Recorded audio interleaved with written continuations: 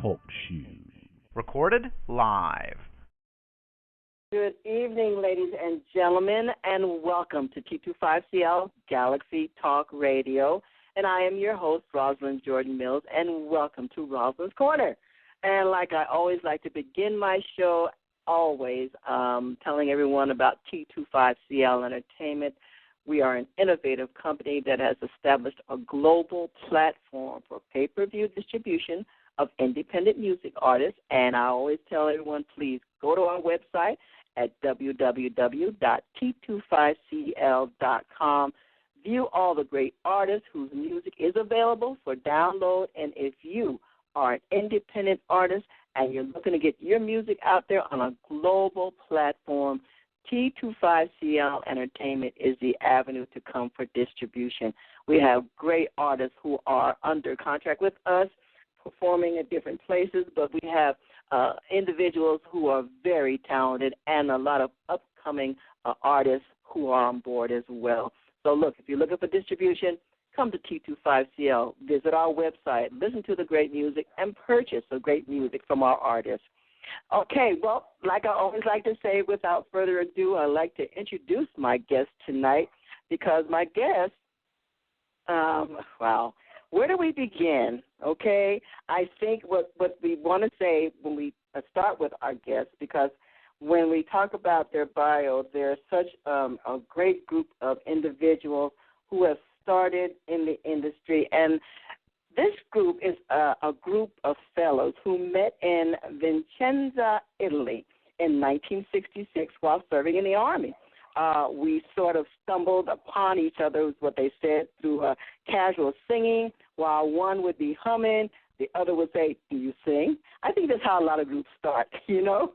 And then eventually a group was formed, and they performed on talent shows and always won, which finally led them to a professional career.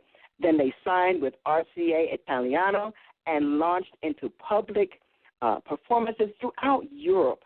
And for the past 16 years, they have reunited each year to return to the days of yesteryear, is what they say. So, ladies and gentlemen, without further ado, I would love to introduce to you the Four Kents. Welcome, gentlemen. Thank you, Rosalyn.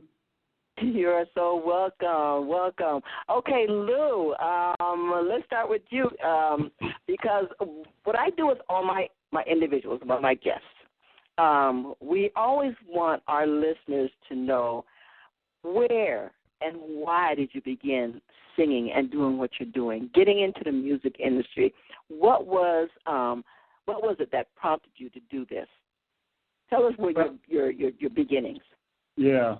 Well, my beginnings were very early in life. In fact, it was at the age of 7 when and I have no clue where it came from because my mother couldn't sing, but my father did sing. I never saw him, but at the age of 7, I volunteered to perform on a talent show in elementary school. And my teacher had said, come up with whatever song you want to sing. And in my little mind, Elvis Presley had captured me. And so I chose to put on a performance as Elvis Presley. And by the way, I not only put on a performance singing Elvis's song "All Shook Up," but I had my mother to buy me a little ukulele, and I took a piece of cotton and rolled it up in a way that I could put black shoe polish on it, and I hung it on my head so that when I got to the closing part of the song, I could shake my head in that little curl that Elvis used to have. And I got to tell you, Rosalyn, I won the show, okay? Oh, come on now. And so that was really the beginning of, I think, music getting into my blood. You were the Black Elvis. I was the Black Elvis. You were the Black Elvis. Very good. Well, let me, you know what? Yes. And what I want to do, I'm going to ask each individual, because everyone has their own life story, correct? And so what I want to do, let's start with George Chandler. George, tell our listening audience how you began. Well, I began by listening to the radio, and I always enjoyed music, and I started singing. I started singing in my church choir when I was about 10, and formed my first group when I was 13. I went to a concert, and I saw Sam Cooke and the Soul Stirrers, and I decided, that's what I want to do. I want to be just like him. A good man is that. Yes, and I've been singing ever since. You sang in the choir too, didn't you? Oh yeah, in the choir. Anytime there was music, I always gravitated toward it. That's phenomenal. How about Rudy? Let's get Rudy. Rudy Rollins. How did you start? Well, mine is pretty similar to Lou's. I discovered at the age of 9 that I could sing by accident. At that time, all kids had high voices. It's 9 of us. And my cousin, she sung higher than anybody. And somewhere I heard this note that struck my ear, and I sung between her and the rest of the kids. And my aunt said, "You have a nice voice." And, of course, that inspired me. At the age of 12, I was in my first group, and it's been a singing adventure ever since. And I also lived, I don't know if you're familiar with a brother named Hoagie Lands. He made some records back in the day. I grew up next to him, listening to him, and every corner had a group, and I've been singing ever since. Wow, that is so phenomenal. And, ladies and gentlemen, we are on T25CL.com. If you want to log in, everyone call in. I see we've got callers logged in already. But I do have my co-host, Andre Ward. Andre Ward is CEO of T25CL Entertainment. Andre, say hello to everyone. Hello to everyone. How are you guys doing? Hey. But I had one question for George, though. Something that he said was quite intriguing. He said that he just woke up one day and said, "Hey, I want to be a singer." Now, I can't sing one note. I would like to know, can I just get up tomorrow and say, "Hey, I want to be a singer," and actually learn how to be a singer? I mean, I find that quite intriguing that you can just get up one day and say, "Hey, I want to be a singer," and you start doing it. How does one do something like that? Well, I think that first comes the love of music, and after that, you just go for it, you know. And some people have the talent, and other people, like yourself, don't. Yeah, I love music. I have no talent whatsoever, but I love music. In the music business, can't sing, can't dance, can't do any of it. Well, they say you could just sing in the shower. That'll get it. Well, Andre. Yes, sir. This is Lou Phillips. What you can do is start an entertainment company and make it convenient for those who can entertain, come to you and entertain, right? You know what? That's a pretty good idea. Let's start an entertainment company here, and let's get a whole bunch of these guys who know what they're doing, bring them on board, and maybe I can learn by osmosis some type of way. There you go. There you got it. But wait a minute, what does T25CL do? Oh, crap, we're an entertainment company. I've done it already.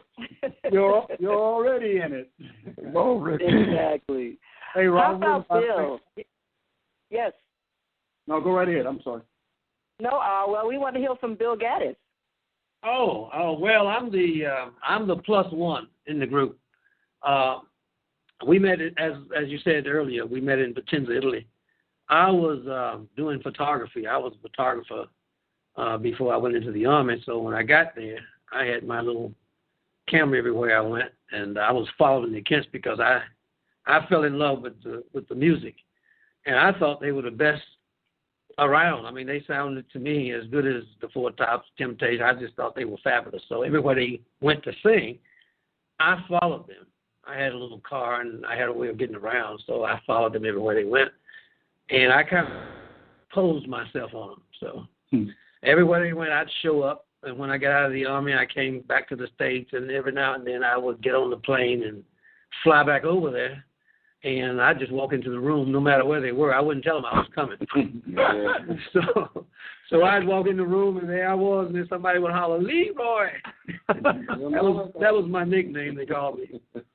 And it was a fabulous experience from then on. So I've been following them ever since.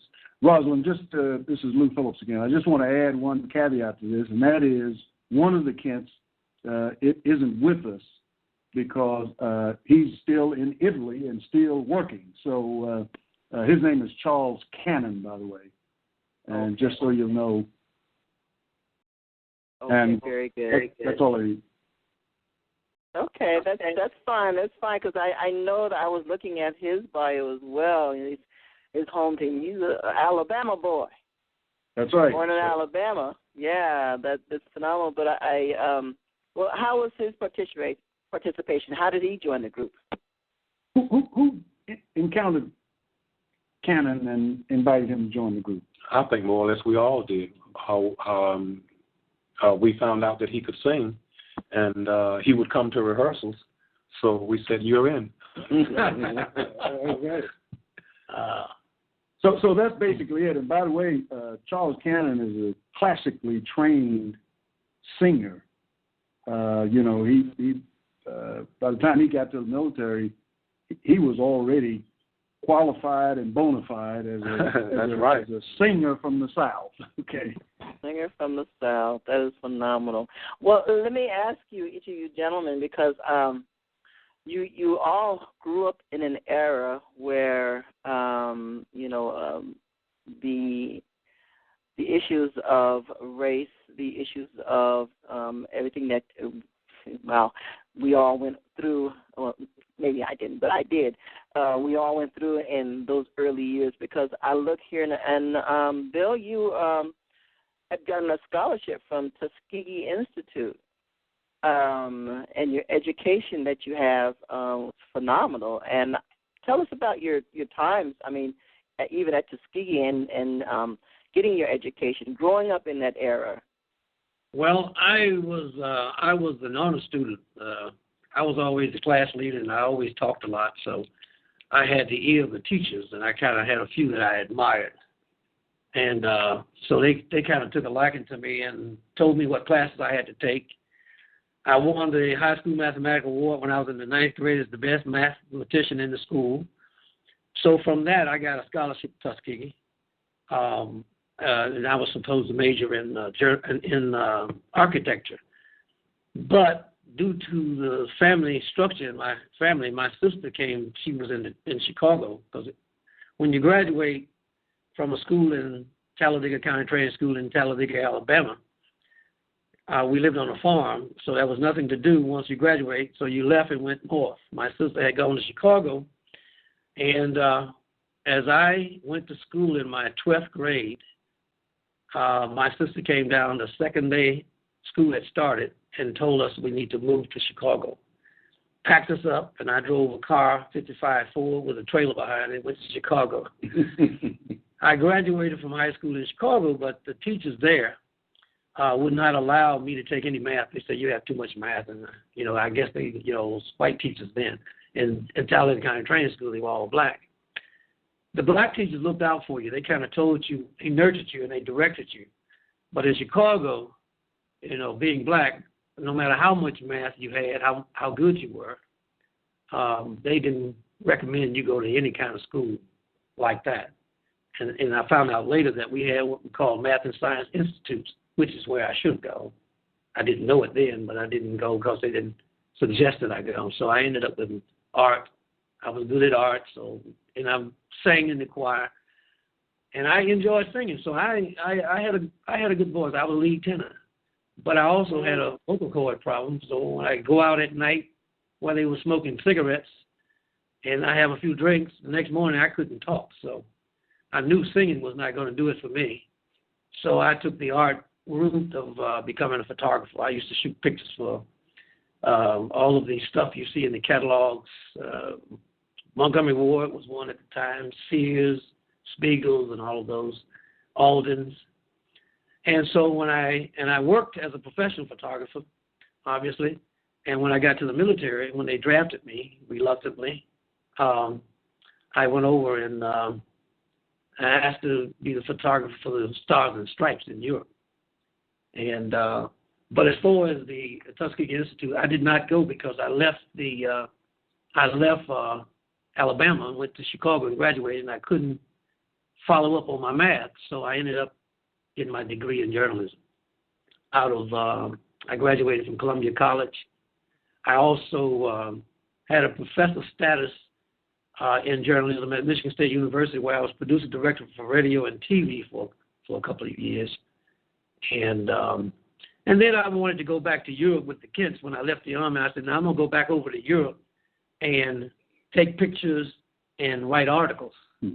So I wanted to help promote them. And so, after a while, I got interested in television, and I ended up never going back to Italy to stay. I just kind of went over and visited all the time. And Rosalyn, I tell you, his pictures are fantastic. Back then, they were fantastic. I'm sure they still are. Oh, they are. Yeah. I had visions of being working for National Geographic after that. But life kind of takes you. It's like a river. You just kind of flow in the direction of least resistance. That's pretty much what I did. Exactly. I always followed the Kents because I always loved their music, and I still do to this day. That is so awesome. That is awesome. Well, let me ask Mr. Rudy Rollins, because, I'm looking at this and were all of you brought up in the church? Yes, I was. Rudy, this is Rudy. Yes, I was. My uncle was you started, now you had a family member who made you get in that choir. Yeah, my kind of like Bill, I migrated from Louisiana at an early age, and my mother's brother was a minister, and of course I had to do the church thing, and that's how I got into it. Yeah. But sometimes I think a lot of this, a lot of your great singers, great musicians, people are raised in the church. They come out of those church choirs, I think at that time you had a lot of support, and it was family oriented, and your grandma was there to hit you in the back of your head to make sure you was doing right in the church. I remember those times, But I think what I want to ask, and Chief, you can jump in here as well. But what I wanted to do, because I've got a caller online, and I'm going to bring them forward and see who this is. Okay, caller, give us your name and where you're calling in from. My name is Clarence Bass, and I'm calling in from St. Louis, Missouri. Wow. Awesome. Well, welcome, sir. Welcome. And evidently everybody knows you. Yeah, I was waiting on somebody to give me a shout-out, but they didn't. Hey, Roz? Yes, sir. There was one thing I forgot to bring up shortly after I spoke to you about Charles Cannon. Yes, sir. There is one other member that filled in with the group at one point. What was this? Like about 1967? Well, what happened was Boom couldn't get out of the Army. He had another year to do in the Army. Charles Cannon did, and we had to get a replacement. And Clarence Bass joined us and worked with us for a year until Boom got out of the Army. So there is one other person that I failed to mention, and by the way, his name is Clarence Bass. All right, now. the only non-singer in the group. Hey, now, are there any more out there hiding somewhere? Right. Rosalyn? Yes, sir. You heard him say that he was the only non-singer in the group, but he could sure wear those oversized suits. Hey, Rosalyn, this is Rudy. Clarence Bass' legacy is he was the best pantomizer in the business. He knew every routine, every snap, every crackle and pop, but never said one word except my girl. That's the truth. Oh my goodness, that's phenomenal. And and this is for all of you, because everyone has a story. Everyone has a story to tell through your experiences. And just tell our listening audience, what are your fondest musical memories? Because we all have so many performances and everything that we've done, that you have done in your life. There is always something that stands out that is so unforgettable that it could have happened 20 years ago, but it still is a fond memory in your mind right now. So I'm going to start with Bill. Bill, what is your fondest memory? My fondest memory is traveling down through, we left a town called Cosenza, and then we were riding from Cosenza to Finale Ligure, and that was a long ways, and it was along the French Riviera, and the roads were kind of rocky and rough. I mean, cliffs were deep and steep and stiff, and so I decided that rather than ride in the van with the rest of the guys in the back, it was so scary to me, I said, I'm going to drive this van. So I remember driving all day until we got to Finale Ligure, and they did a concert down near the French Riviera, and that was one of the highlights because it was such a beautiful place, and the music and the town was so wonderful. I had never been to France before, and that was an introduction of France to me that I'll never forget. Hey, Rosalyn, this is Lou Phillips again. Did you did Clarence Bass get off the line? No, I'm still on. No, he's still there. Okay. Before we get his question, there's one other group member here who has a remembrance that I think you ought to hear. His name is Stanley Evans. Hey, but first of all, my best remembrance of us as a group is when we won the talent show in the United States Army.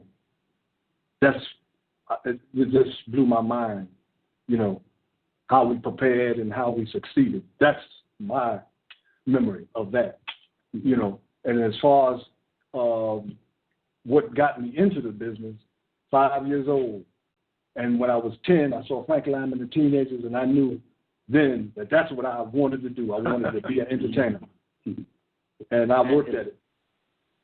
That's phenomenal. Well, let me ask you something. Of all you gentlemen, do you speak Italiano? I do. Sì, molto bene. Molto. Oh, wow. That is so cool. So cool. Okay. Bass speaks it as well. I speak a little. I know about 50 words. Sure.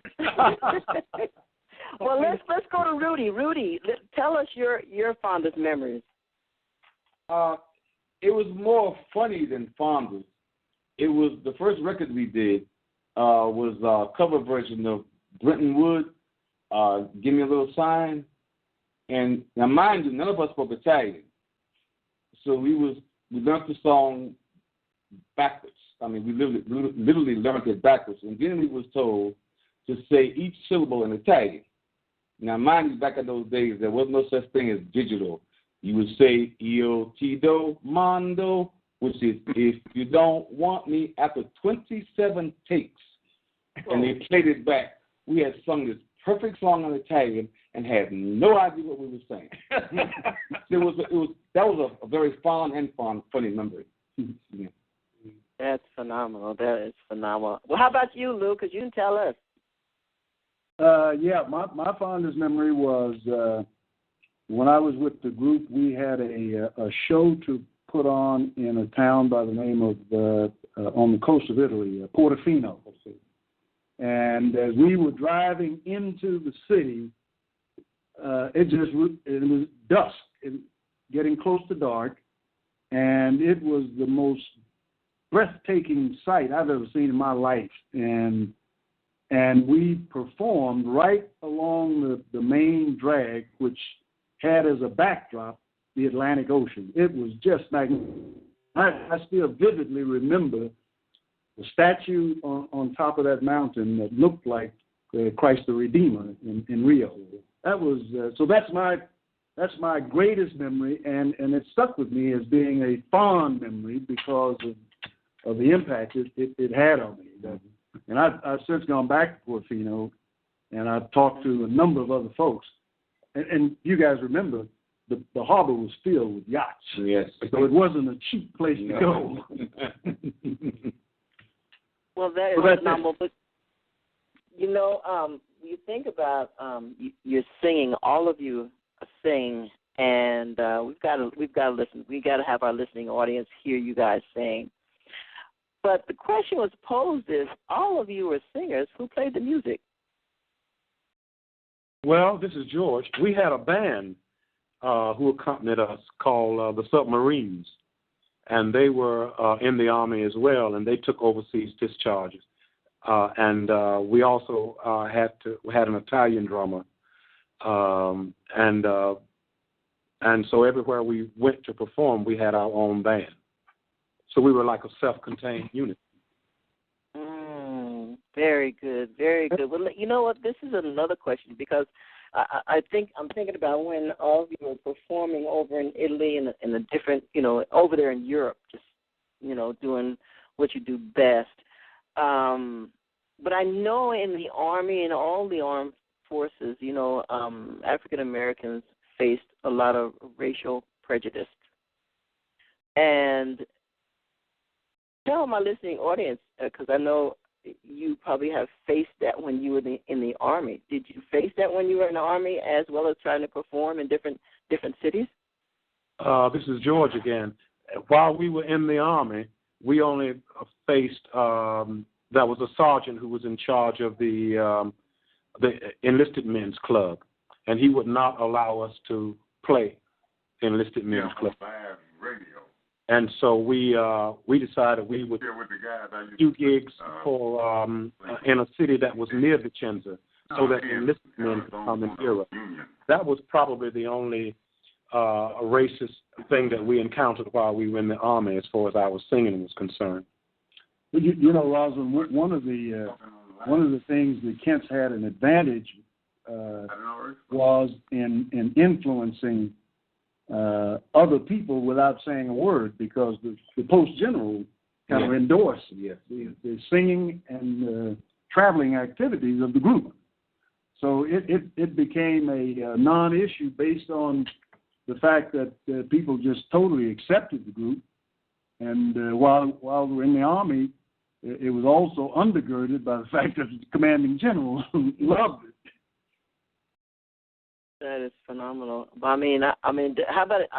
Because I think about that because you're performing over in Europe, and I think for a lot of our listening audience, when we look at a lot of Army movies and Army documentaries and things, that how the African American has really gone through hard times, even the Tuskegee Airmen, how they went through hard times. I mean, they had to make their names known, in the Air Force. Was it easier performing in Europe? Did you come over here to perform in the United States? This is Rudy. No, we never had a chance to perform in America. We did just primarily Europe. And I suppose the opportunities to get into the business was found to be easier in Europe than it would have been in the U.S. And you can validate that by virtue of the fact that so many African Americans did so well in Europe over the years. I mean, it didn't just happen over the past 15, 20 years. Go back to the 30s and earlier, right, Joy? Absolutely. I mean, one of the premier vocal groups was the Golden Gate Quartet, and they moved to France in the early 50s because the music had changed and Jubilee singing was going out and hard gospel singing was coming in, and they moved to France, and as far as I know, they are still performing today, obviously with different members, but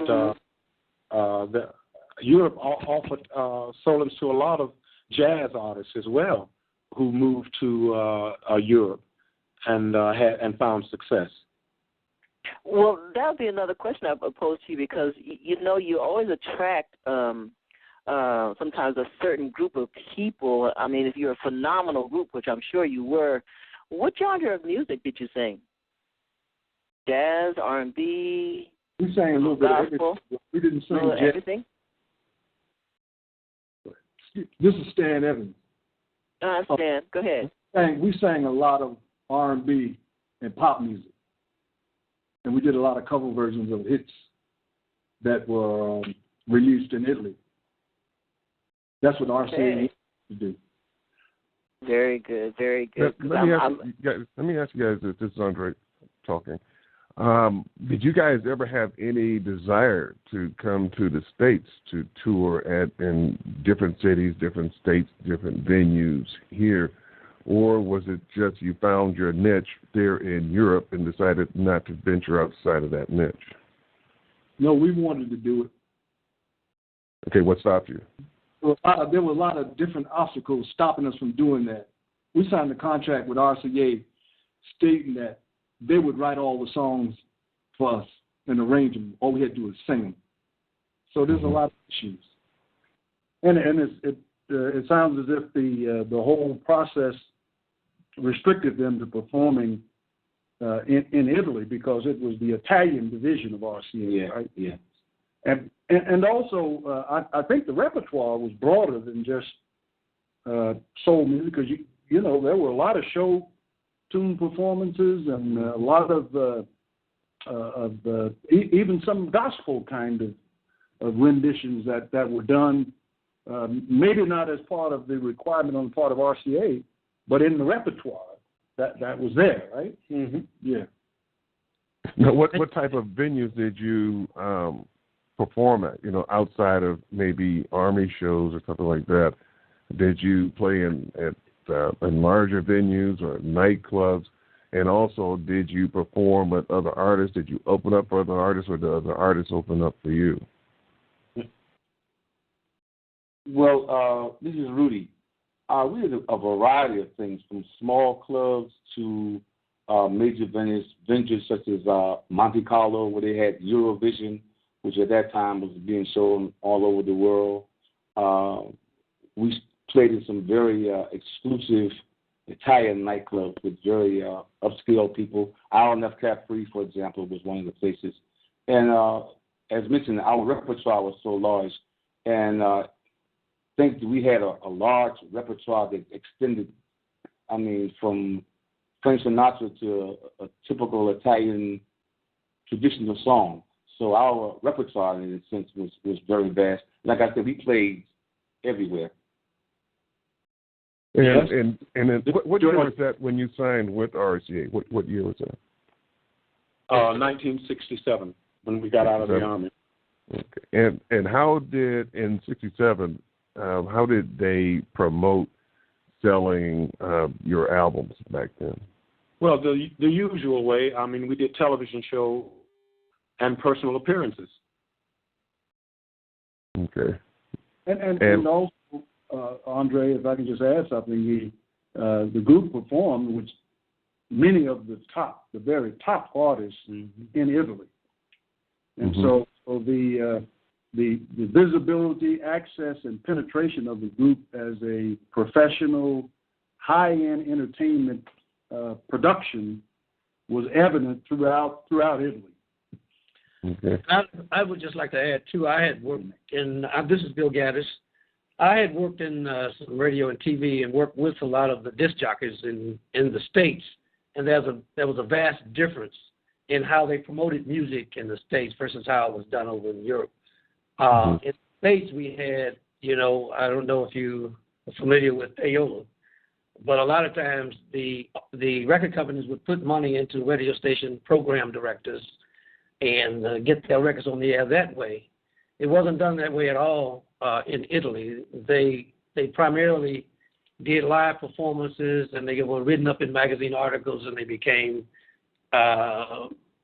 they would mix and mingle with a lot of the other stars, and that's how they kind of got publicity. And then, of course, then their records would get played over there on radio and be seen on TV.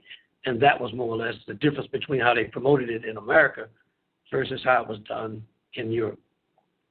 Now, does RCA still own your catalog, or did you retain ownership after your contract is up, or are you still under contract with RCA? No, we're not under contract with RCA, and RCA does own the rights to all of our recorded work.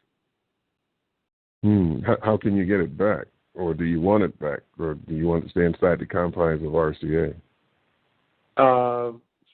Well, the Four Kents stopped singing about 1972. Mm-hmm. So since 1972, we've all gone on to to do other things in the music business and outside of the music business. Okay, so RCA, they still distribute it, and you still would get royalties off of it if RCA is still selling your music? Yes, if they are still selling the music, but I don't think they are. Yeah. Oh, okay. Now, can you actually go out here and do remakes of that music and re-record it if you so desired? I think we could, but I don't think that's liable to happen at this stage in our lives. Mm-hmm. But what if you wanted to groom someone up that in your likeness or something like that? If you wanted to bring that type of music back in 2014, you would have the permission to replicate that music. Huh? That ain't gonna happen because right? No, it's not gonna happen. This is Stan Evans. This is not gonna happen because the music business changed. It's changed. The music you hear now. Now let's go back. The music you hear, you got boy bands and vocal groups. Back in the day, it was vocal groups. Vocal groups sang, but they didn't play. Mm-hmm. Then they had to have a band. They had to have a backup band. But today's youth, they call them boy bands. Not only can they sing, they can play. So that era that we grew up in is gone forever. Yeah, it's gone. Yeah. And also, this is Lou. The type of music that from a listening standpoint has completely changed as well. Yeah. And so therefore, that 1960s kind of music, you may take the lyrics and the music pattern and upgrade it to some degree, but it would have to end up not sounding anything like it sounded back in that time. Hey, Andre, this is Rudy. And also that we lived through a time where it's like every generation, something ushers in and ushers out.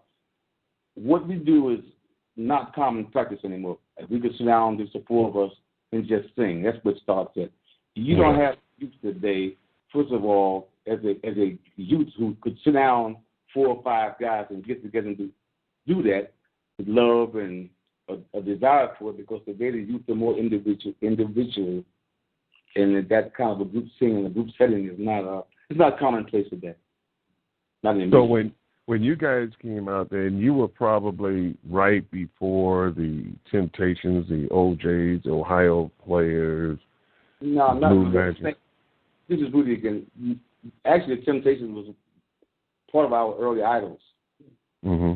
Still at the same time. And the other groups you named were many years later. Yeah.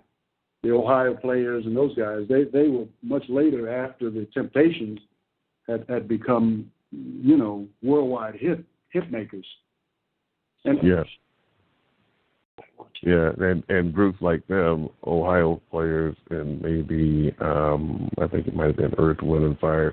Those guys were predominantly musicians, and then all the musicians would sing along, with the exception of maybe one lead singer who was also a musician. Right. Yeah. Yeah, and that's true. And that did kind of set a trend going forward. There's a few more like them. I think, Earth, Wind, and Fire, and what's the other group? Commodores, Earth, Wind, and Fire, Lakeside. Lakeside, and Summer Madness. What's the name of the group that did Summer Madness? Cool in the Gang. Yeah. The Barcades, the list goes on with that. Yeah. Now, would you say that type of music now, would that be a dying art and it can't be replicated ever again? And now that this hip-hop generation has stepped forward, that is sort of like the mainstream with hip-hop and pop and maybe R&B, but predominantly I think that the market is going towards the youngsters, the teenagers to the 20-year-olds to the 30-year-olds. Is that primarily where music is now? Okay, this is George. In fact, it's always been like that. It was like that when we were growing up. When we were growing up, it was doo-wop time. This is in the 50s. So the music, pop music, has always been geared to the young. So people that may be 50, 60, 70, then that would be more or less like the classical type music, then? I didn't understand. You say again? When as we got older, maybe 50, 60, 70 years old, then that would be more classical type music and not necessarily the R&B or the pop or the jazz. Well, this is Lou again. I'm a complete neophyte now as relates to the industry, but my feeling is that the music is going to go, and the record companies or whoever is running the business is going to go to where the largest market opportunities are, and also to the place where the market has the widest, where they have the greatest ability to change minds and influence buying decisions, and that's always going to be the younger generation. And there comes a point, it's sad to say, but because we're living it right now, where you don't matter. Right. And the age group you're talking about now, as it relates to making big money in the music industry, it falls into that category. You know, you're important, but you're not, you don't really matter. Yep, and you're absolutely right, because we talk about that on the shows quite frequently, that when the hip-hop generation started 20 years or so ago, when that started, it was all underground, and these rappers and stuff were selling their CDs out of the trunk of their cars. And next thing you know, it started to build a humongous underground economy. And the word got out to the industry, hey, we got to bring that underground above ground because there's too much money out there. Right. And that's when the industry grabbed a hold of these guys and made stars out of a few of them. But they had to bring that money from the underground to the surface. It's not necessarily that they liked the music, but it was making money. Well, that's and so they had to bring it to the surface. This is George again. That's the same thing that happens. History repeats itself musically. That's the same thing that happened when we were growing up. We grew up during the time of the invention of rock and roll. Mm-hmm. And the early rock and roll artists like Fats Domino, for example, was doing R&B. He was doing the same music, but they put a label on it, and they called it rock and roll. The music business has been doing that since time immemorial. We had jazz, and then we had bebop. You know what I mean? They give music a different name so they can sell it. And so that's what's happened with hip hop. They gave it a name, and it's the current thing that is happening, and there's nothing wrong with it. Well, let me ask you this: is jazz dead as a money maker? And if it is, can it make a comeback? And if so, how? I don't think jazz is dead. Do you? As a moneymaker. As a moneymaker. I'm in an age group now where most of my friends in their 70s and 80s, and there'll always be some 70 and 80 people. And when you get older, like I used to love to dance. When the Kents were singing, I would follow them and I would just dance all night. That's what I love to do. But now that I'm 70, I look like a fool dancing, fast dancing like I used to. So when we get older, we kind of rev it back down to a slower pace of music, and then we go back to our roots, which was jazz.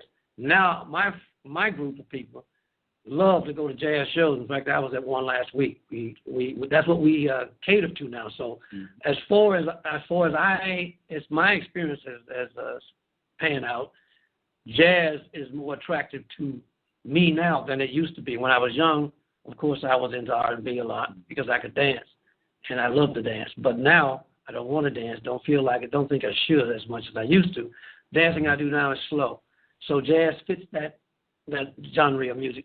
And feel good. And part of your question about jazz coming back, the song that was recorded 20 years ago as a jazz tune can and most often do reemerge as some other kind of music genre. Mm-hmm. So in other words, you get the sound, the music patterns, and all of that of Billie Holiday today, but it'll sound like it could be a hip hopper doing it, to appeal to that broader audience, which is much younger. And that'll cause us to, and George mentioned the thing about what life was like when we grew up. It's the same thing for us now. If we were to hear an old jazz tune that was sung by a Billie Holiday or someone being produced as a hip hop artist, we would go, "What in the world is that?" Mm-hmm. But as far as being a moneymaker, I don't think jazz has ever been a big moneymaker, except when they had ballroom dances and people like big band music. That era, it'll never be to the point where it can compete with R&B, but I don't think it'll ever completely go away. Yeah. Or compete with contemporary music of any kind. Right. Yeah, I just mentioned jazz and hip hop. I always ask the jazz artists this: do you think that jazz and hip hop could collaborate? Do you think that could make musical sense to the mindset and the ear? What do all of you guys think about that? Oh, this is Stan Evans. I think it can happen. I heard Carlos Santana do something like that, and he had a couple of rappers, and it sounded great. Mm-hmm. It can happen. And this is Bill Gaddis. I think he's right, and I've experienced some of that, and I like a mixture of it myself. I love jazz, I love hip hop, I love R&B, and there are some tunes that I really want to hear in each of those categories, and I love to hear it especially when I can see it live. This is Rudy. There have been quite a few artists who have fused jazz music, rap artists rather, has fused a line or two or a melody into their music. The problem is the audience they're playing to actually think it's an original piece. Kanye West did this is Forbidden Fruit, the Billie Holiday song about the hanging. He sampled that into one of his songs. Unless you know who Billie Holiday is, anything about that song, it's oblivious to the kids. They just think it's brand new. Okay, so it comes back as jazz is for music. Music is just fuses, and I think the only thing that changed in music, it was two things: it's storylines. The storylines the kids are talking are not something I want to hear. And the other thing is electronics. You don't need a 5-piece band. You need two guys and a boom. That's it, and you can do everything you want to do. So, I'm trying to answer your question. No, jazz will be here. Jazz is probably the only music that America has. It is American. Yeah. I remember James Brown did something with that opera singer. What was his name? Was it Pavarotti? Pavarotti. Right.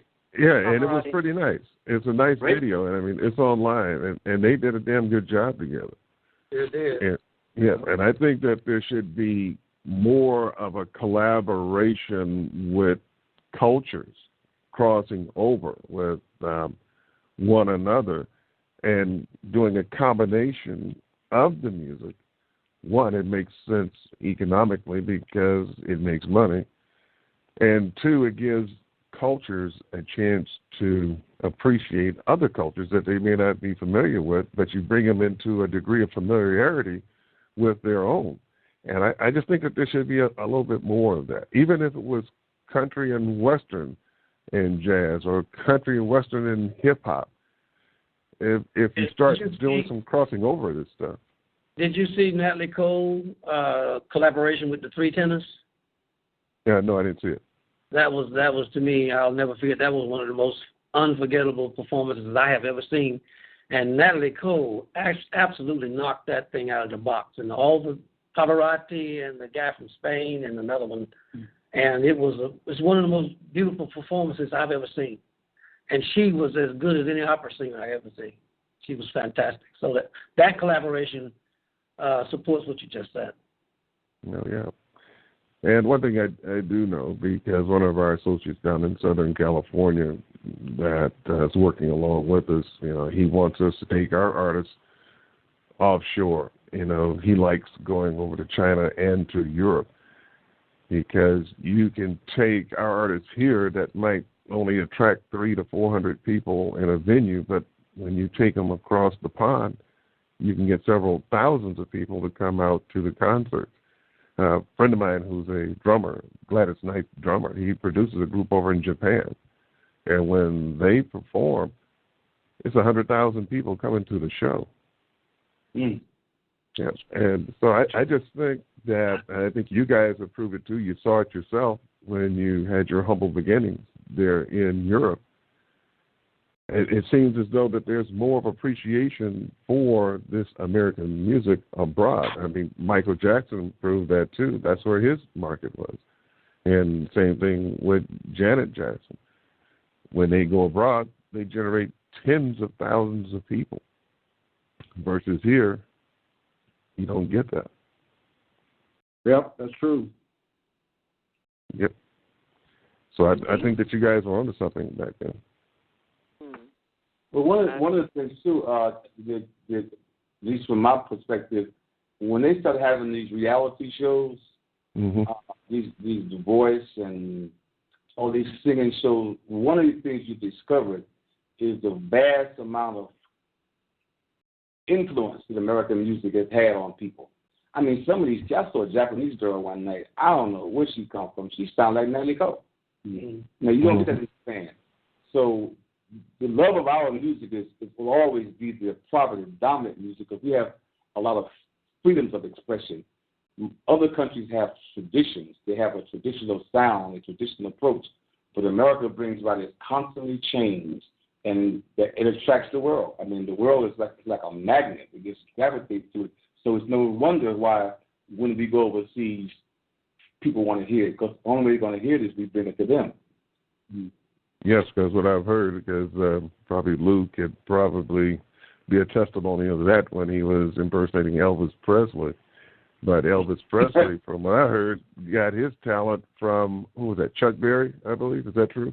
Lou, Jackie Wilson, it got it. So it was a reverse exchange, I would say. Yeah. He'd been influenced by a whole lot of people, and he influenced me, which didn't last my entire life. Okay. I'm sure. Okay. I mean, I don't know if you noticed, this is George again. The early rock and roll singers, Jerry Lee Lewis, Elvis Presley, Gene Vincent, they all come out of church. Oh, yeah. Yeah. They all come out of church. And it was the white tradition combined with the black tradition that created what they call rock and roll. And that scared everybody in the music business at the time.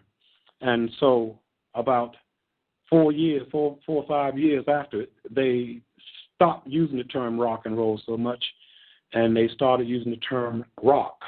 Mm-hmm. And rock is a word which means white people. Mm. Now, what does enroll mean? What does that mean, the enroll? Did you hear that last part, Andre? What does the enroll mean? What does what? If you have rock and roll, what does the enroll mean? What does rock and roll mean? What is it? It was a made-up word, just like hip-hop, just like disco. Yeah. I've been telling you that the music business gives labels everything so that it seems new to the younger generation. My kids don't want to dance to what the songs that I grew up with. They want their own music, just like we wanted our own music. And that's why we had rock and roll. It was just a title. Yeah. You know? Okay. So I guess, Andre, what he was saying was that he wasn't trying to explain the genealogy of the word rock and roll by saying that rock spun off and became a designation for white singers. Okay. I mean, that's just the way it unfolded. Yeah. Okay, I see where you're going with it now. Rock spun off from the rock and roll, the word itself, and was more or less for the white audience with rock music. Then. Okay, I got you. Right. Until Jimi Hendrix came along. That's right. Until Jimi Hendrix came along, rock was considered white artists. You know what I mean? Because it scared them to death when white people and black people were coming together and enjoying the same music. It scared them to death. And what they always do, they segregated it. Yeah. And you know how they did radio when they start labeling black music as soul music. and they had stations in the radio business. They had stations that played soul music, so that the audience would be mostly the music would be presented mostly to the black audience. And MOR stations is where they put most of the they call it middle of the road stations. Is where they put most of the white audiences, white musicians, the groups. And that was a way of making sure that those sales of somebody like Sam Cooke didn't reach the mass audience and become a multi-million-dollar superstar. And that's how they kind of kept you in check. So when they classified soul stations versus MOR stations, that was a big stumbling block for black artists. Yeah. And that may still be true today. Stanley, you have a studio and produce artists. Yeah, I produce artists, but I produce local artists. That's what I do. I produce any type of music, but basically it's gospel. And, there's some fantastic talent in South Carolina. Fantastic talent. But they ain't going nowhere, and a lot of times they don't know anything about the business. They don't know about publishing and how to write. They don't know how to balance the music. They don't know anything. But they can sing. So I provide a service, try to teach them certain things about the business. And if you really want to know about the business, and I'm telling everybody who's listening to this station, especially you young people, get you some books, learn about it. Don't be a dummy. That's all I can tell you. Don't be a dummy. Learn about your craft and practice your craft. Now, go ahead, Russell. Go ahead. No, go ahead. Because I want to just kind of spin off from that with music and moods. Since we're on internet radio, we can really kind of cross the line with some of this stuff. When you hear nice, soft music, nice jazz music, or I don't care if it's even a symphony, it may put you in a relaxed state of mind or a romantic state of mind. But when you get more guitar orientated, when you're hitting high amplified notes, and when you call that genre rock or hard rock or acid rock, and now you see people doing demonic type behavior, blood sacrifices, all this other makeup and stuff, would you say that music is a control of the emotion and the spirit, that it can control you one way or the other? Music can bring you peace, or music can bring about demonic behavior and make you do very, very mean and nasty things. Is music a controlling element of the spirit and the soul? This is George again. I had a conversation with a friend of mine once, and he was talking about good music and bad music. And I told him, and I'm going to tell you, in my view, there's only two kinds of music. Music you like and music you don't like. Now, just so to fill in the silence here, this is Lou. One thing that I observed in a piece that was recently placed on the internet, and it was a piece that had a mother sitting with her baby, which was about, 6 months, 8 months old, on her lap. Mm-hmm. And she began to sing to that baby a song. And as she began to sing the song, it had a very happy part, and the child was really engaged in it. And then it got to a sad part. And the words and the sound that was coming out of her mouth conveyed the sadness of the words. And the baby started crying. Sure did. So I think that there is an emotional, psychological impact through music to individuals. That's why people become sedated in some way in concerts that are very mellow kind of music. And when you go to those concerts that are rough and rowdy and music is loud and fast going and they're jumping all over each other, and that's all driven by the music. That's my opinion. It also, I mean, it has a lot to do. You only go to those concerts because you like the music, and you don't go to the ones that you don't like. But once you're there and once you engage with music, you know, there's something to the saying that the music has the power to soothe the soul of a savage beast.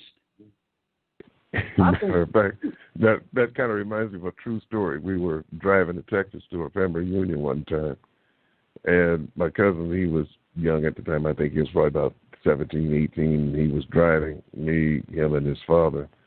And so he was listening to some hip-hop music. Now, it was driving us nuts, but he was listening to it, and he was going over the speed limit. He was swerving and all this sort of stuff. And I told his father, change the music. Put on some nice R&B. And he did. He put in a CD. And next thing you know, he began to drive straight. He wasn't crossing the lines. He didn't go over the speed limit. And that's a true story. It is very true. It actually happened, whereas this music that he was listening to was causing him to drive erratically. But when you changed it, he was driving straight, right there in the lane, no problem. Well, you know, when they used to have those basement parties, you know, red light, blue lights, and all that kind of stuff. Oh, yeah. You know, there was a time during the night when all you would hear would be slow music and soft music, right? Oh, and, man, yeah. You know, I'm a Baptist preacher now. I'm trying not to remember those times, but oh, yeah. That was laying down a predicate for something, wasn't it? That's right. You remember the time? Well, that was one thing I find very, very exciting about internet radio, and I think it might be one of the greatest vehicles to eliminate the segregation of how music is distributed or presented to the vast people, especially in America, because America has a way of segregating who is likely to hear certain artists play music. I think the internet might be your network might be the vehicle that might break down that barrier finally. And I think that would be the best thing that ever happened to music, because it would be very difficult for anyone to regulate or decide who this is. And you have an opportunity, I believe, to break down all those barriers, because when you put something on the internet, it's open to everybody, no matter what type of music it is. And I think that can only be beneficial, especially to black artists who have been oftentimes shut out from that majority market in America until their music reaches Europe, and one of those European artists bring it back over here and sing it about as half as good as the black American did and reap millions of dollars when they re-release a black artist's music through one of those European singers who learned it from the black artist in the first place. So I think you have a tremendous opportunity, and I hope I'm glad to see you doing that, and I hope you can take advantage of it. Oh, yes, we definitely are, because you're right on the money with what you just said. Because my artists are just great. I mean, just top of the line, just great. Now, they may not be household names all over the world, but they can stand up to anybody. But if you put them in a 1,500-seat auditorium, they may not sell a lot of tickets. But if you combine them with a Mexican group, sort of like the Escobedos or Joe Baton or something like that, and you do a collaboration with the two, they'll sell the building out. Right. And so the thing that I was expressing to you, yes, we sampled it last year, and we're going to sample it again this year with a show called Latin with a Touch of Soul. Latin Jazz with a Taste of Soul. Say that again? Latin Jazz with a Taste of Soul. Latin Jazz with a Taste of Soul. And just kind of just sampling it out there in the Mexican community. They say, oh, man, if you do that, yeah, you don't have nothing to worry about. You'll sell out. We'll help you market. We'll help you.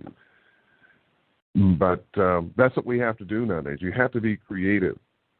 with music, and you just got to do some things to appease the marketplace and your audience, because that's where you're going to be selling tickets to, and then that's where you're going to be going to your aftermarket with your products when you shoot it and make film shorts out of it. And so we have to be very creative. So you're absolutely right, and we're definitely going in that direction with T25CO. And I think if you were to direct some of it to China, the Chinese love trying to do the Black American music. They love it, and that's the biggest audience in the world. So I think you have some great potential if you can incorporate some Black music with them, because they can sing that Black music just like Black people can, and they love it. So, I hope you can. Sure. That's phenomenal. Yes, this has been this has been a great show. I'm enjoying every moment, because you think about the rich history that you gentlemen have in the music industry. But before we end our show, because when Miss Barbara's getting ready to come on, we want to know. I want each of you just give some parting words for our listening audience with your experience and what you can tell this generation about the music, with their creativity, and how they should influence the world on a positive note. Because it was just like Andre was saying, the mood of the music, the creativity of the music, and what an artist or a musician is thinking of when they create this music, how it's so influential to the listener. So I want each of you to give our listening audience your take on this generation and the generations to come. We'll start with you, Lou. Hey, Roz, I don't mean to kind of guide the show, but can we start with Clarence? You sure can. I missed the question, man. I was so deep engrossed in what y'all was talking about. Okay. Go ahead. Yeah, go ahead, Lou. Yeah, I'll start it off, and that'll give him some indication of where it's going. I think the artists of today, and again, I have no connection to the music business now. I listen to music and I observe it on television and that kind of thing. So this is not a speaking from direct experience, just from observation and other things that I know. Be dedicated to what you do. Understand the business nature associated with what you are pursuing, and make sure that you surround yourself with people who care about the eventual outcome of the person, and not so much about how much money you can make. Just be careful that you surround yourself with right people and have ownership of all that you do. Very well said. Okay, let's go on to, so Clarence, you understand the question? I kind of understand it, but I really didn't. But let me hear some more. Well, go ahead. Let's hear from Rudy. Just to piggyback off Lou, because I am a retired barber. So I had a lot of kids, young folks coming to the shop who know I sing and asking me about the business. And the first thing I tell them is that to buy a book is called This Business of Music. It's probably the encyclopedia of the music world. And what it does, it gives you all of the basic business approaches to the business, from copyright, publishing, owning your publishing, distribution, the whole 9 yards. So you can become your sole proprietor of your craft because you are an independent proposition in this business. The second thing I tell them is it is probably one of the hardest professions in the world to escape its vices. Because once you go into that world, every inconceivable vice that you can think of is there. And so you have to have some measure of God in your life, some measure of morality in your life, and a whole bunch of other goodies, if you want to use the proper word, to protect you from that. Otherwise, it will devour you. And if you don't believe me, I tell them, do the math with the statistics of artists who have early demise and so forth and so on. Money, bankruptcy, and all of that. And drugs. Wow, yes. How about you, Bill? Well, I have my oldest son was a musician. I put him in school and had him taking lessons when he was 5 years old. He plays piano, guitar, blows the sax. He put out 2 albums. I paid for the production of them, called Dogtown, when he was in college. And he got, and I had told him, if you ever get on drugs, I don't want to see you no more. Don't take drugs. I don't take drugs of any kind. I said, don't. Whatever you do not get hooked on drugs. I believe to this day that my son went on a tour with a group. He was down in Florida, and for some reason he decided that he did not want to do music anymore. He just quit, came home, and I think he has never told me this, but I know my son pretty well. And I think what he had done, the people he was with was using so much drugs that he must have. I would think he either saw somebody almost get messed up on it, or he must have tried it and got scared because of his home training, that he decided if he stayed in music, it would destroy him. So he decided to get out of it. Today he's an aeronautical engineer. So my point is, piggybacking on what Rudy just said, the vices out there are so awesome and overwhelming. They can eat you up and spit you out. So you must be prepared to deal with all of the good things in life that you want to be, and not get caught up in those vices like Rudy said, because it can kill you. Learn the music, and own your music, and I think and also take advantage of the internet now and realize that when you do something now, your music can go to the whole world, not just to one group of people. So, and your potential earnings can be vastly improved by going through that genre of music, or that vehicle of music, the distribution. Yes, phenomenal. Okay, let's go to George. George, you're going to wrap it up for us. Well, this is George. As far as current music is concerned, I think Rudy gave you some good advice when he told you about the book, This Business of Music. Also, I would suggest to people who are coming into the music business, even people who are already in it, read biographies of artists. Read Frank Sinatra's biography. Read Louis Armstrong's biography. Read Diana, because you learn what to do by the other artists' mistakes. And so you can learn about what not to do by reading biographies of music artists. And believe in yourself. Yes. And there are different degrees. Some people start music and they drop out. Then there are other people who just continue and until to the end. That's something that's inside the person. And if it's in you, you'll make it. Phenomenal. That is so wonderful. I mean, this is great advice. And you know what? Great is the person who listens to it and runs with it. Yeah. That is so key. You got to take it and run with it. Well, I really hate to end our show. We've had such a great time with you, gentlemen. Thank you so much. Yeah, I love all you guys, man. It's been phenomenal. Well, Clarence, do you have anything you would like to say to our listening audience before we close out our show? Yeah, I just want to tell the fellas I love them to death, and hey, take care of yourself.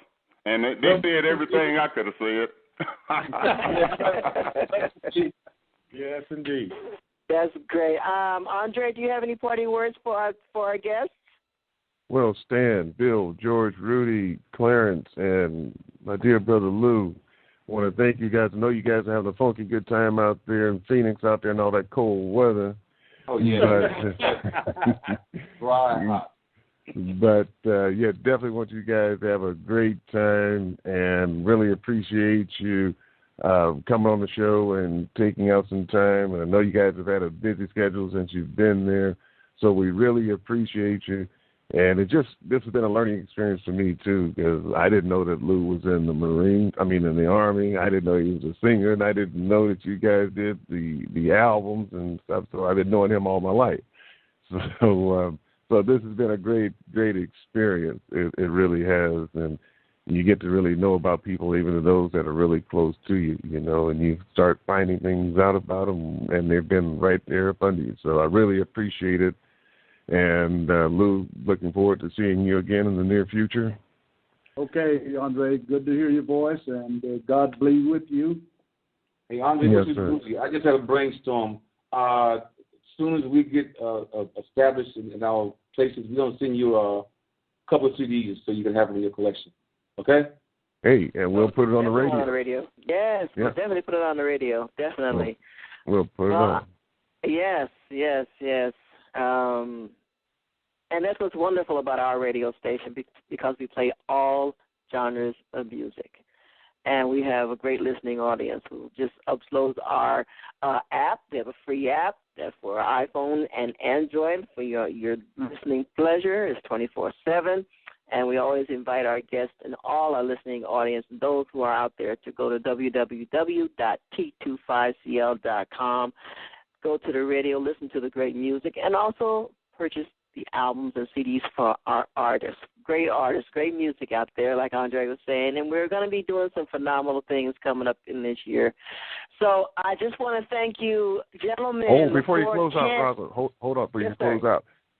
This recording will be in your library at Rosalyn's Corner, probably the next hour or two. So, Lou and the gang, so anybody who didn't call in tonight, they can definitely listen to this recording again at any time. It'll be in our library. And you guys can always go back to the library and also review it as well. Yes, exactly. So for George, for Bill Gaddis, even for Charlie, who wasn't here, Charlie Cannon wasn't here, but I'm sure he was here with us in spirit, okay? And for Rudy, for Stanley, for Clarence, and for Cousin Lou, from Rosalyn's Corner here at T25CL Galaxy Talk Radio. Everyone, you have a great good night. Good night. All right. Good night. Good night. Jeez. See ya. All right. I see.